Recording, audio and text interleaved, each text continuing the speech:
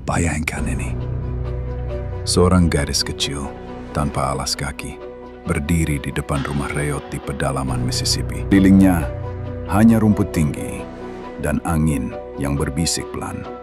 Dia tidak menangis, tidak menjerit, tapi matanya menyala seperti api. Penuh luka, tapi juga penuh harapan. Seluruh dunia akan melihat cahayanya. Tapi dulu, tak seorang pun melihat dia. Siapakah dia?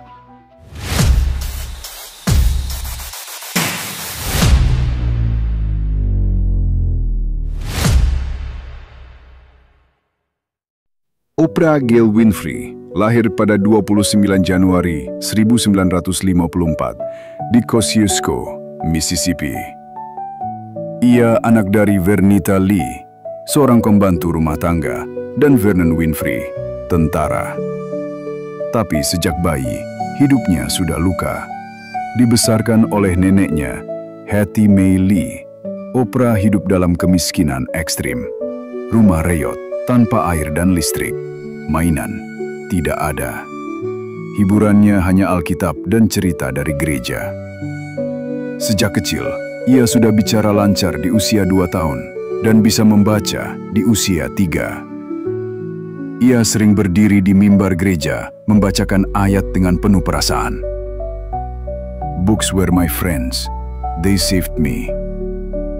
Namun di balik bakat itu, Oprah mengalami pelecehan sejak usia 9 oleh paman, sepupu, dan teman ibunya. Hamil di usia 14 dan bayinya meninggal tak lama setelah lahir. Setelah berpindah-pindah, Oprah tinggal bersama ayahnya, Vernon Winfrey, di Nashville. Ayahnya disiplin, namun penuh kasih. Ia mewajibkan Oprah membaca, menulis laporan buku, dan menjaga nilai akademik. Ayahnya memberi Oprah struktur dan rasa aman. Ia tanamkan keyakinan bahwa Oprah bukan korban, tapi calon pemenang. Di sekolah, Oprah bersinar. Ia menang lomba pidato, ikut teater, dan menjadi penyiar radio di usia 17. Ia masuk Tennessee State University dengan beasiswa penuh, jurusan komunikasi. Ia sadar kekuatannya terletak pada suara dan empati. Tapi dunia media belum siap menerima perempuan kulit hitam yang terlalu jujur dan emosional. Oprah jadi pembaca berita di Baltimore.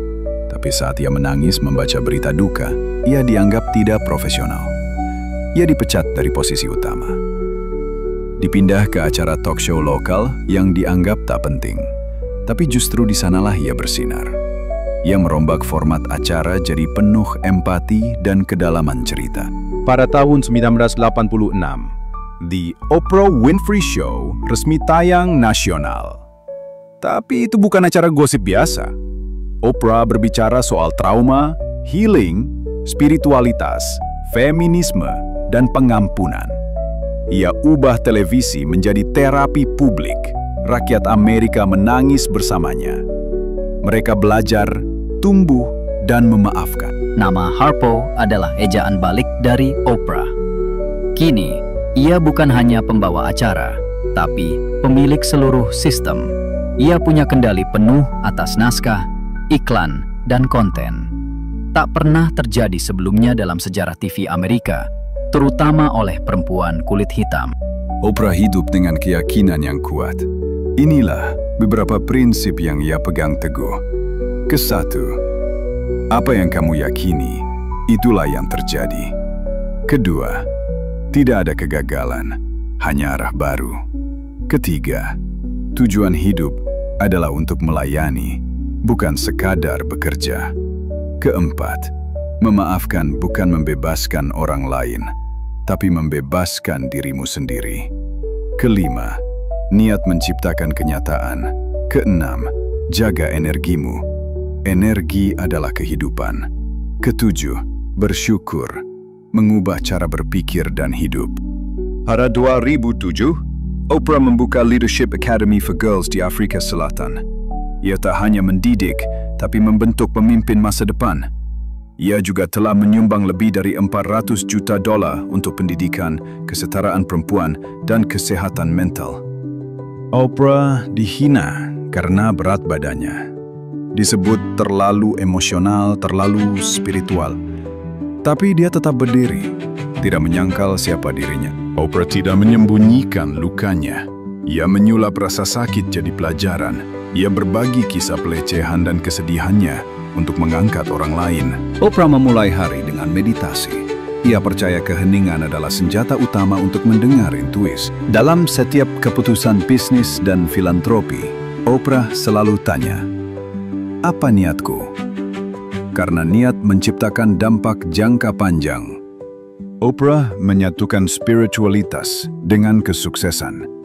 Bagi dia, kekayaan sejati bukan uang, tapi jiwa yang utuh dan hidup yang bermakna. Dari wawancara dengan presiden, selebriti, korban bencana, hingga penjahat, Oprah melihat setiap manusia dengan empati. Kamera menyorot wajahnya, tapi hatinya menyorot pada yang lain.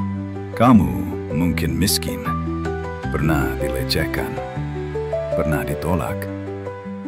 Tapi Oprah membuktikan ini bukan soal latar belakang, ini soal keberanian melangkah meski takut.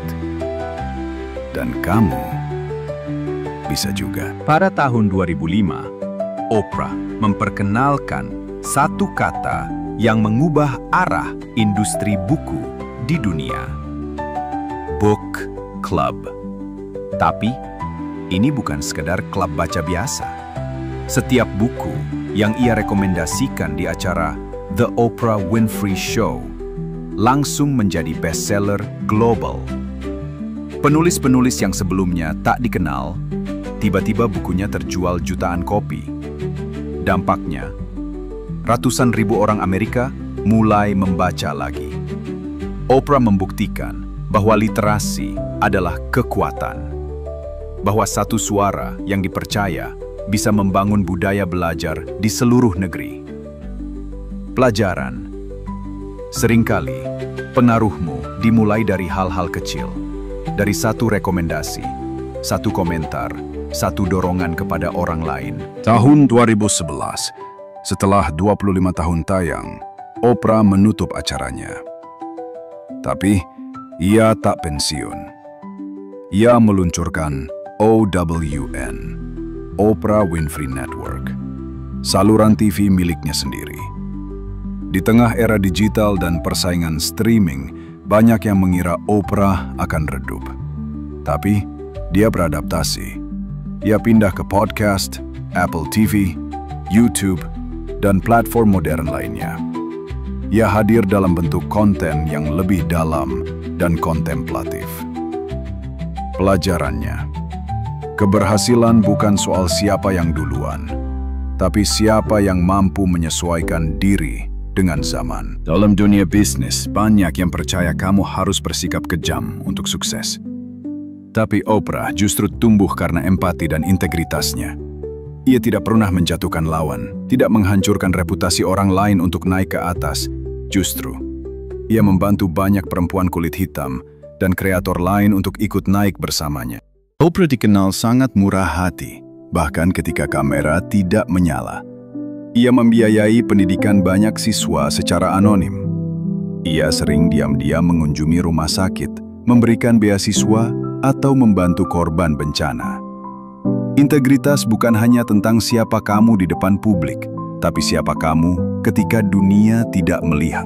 Akhirnya, Oprah adalah contoh hidup bahwa trauma bisa diubah menjadi panggung, bahwa ketakutan bisa jadi bahan bakar. Ia tidak lahir dari kemewahan, tapi dari keinginan untuk tidak menyerah. Ia tidak dibesarkan dalam pujian, tapi dalam penderitaan yang membentuk kebijaksanaan. This is Ignite Legacy.